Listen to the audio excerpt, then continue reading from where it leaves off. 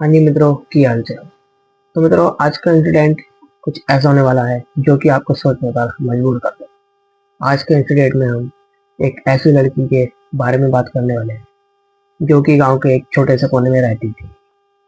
गांव के एक कोने में सविता अपनी छोटी बेटी के साथ रहती थी। उसका घर पुराना था, लेकिन रात के समय अजीब सा सुकून देता था। एक रात 12:13 पर उसके घर पर 3 बार दस्तक।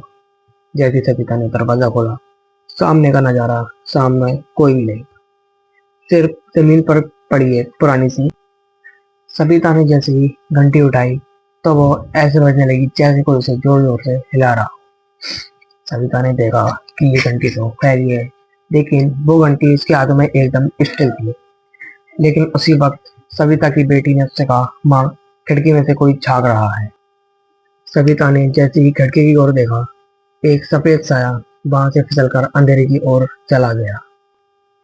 सविता ने तुरंत खिड़की और दरवाजे बंद कर दिए।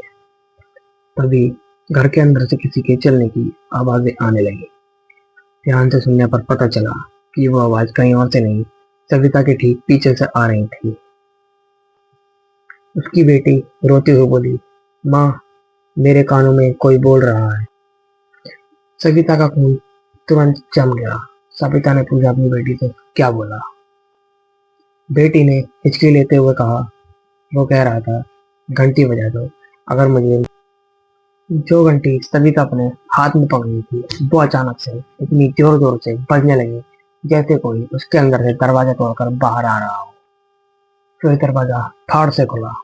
ठंडी हवा ने पूरे घर को हिलाकर रख दिया और एक साया दरवाजे के बिल्कुल बीचों बीच खड़ा था।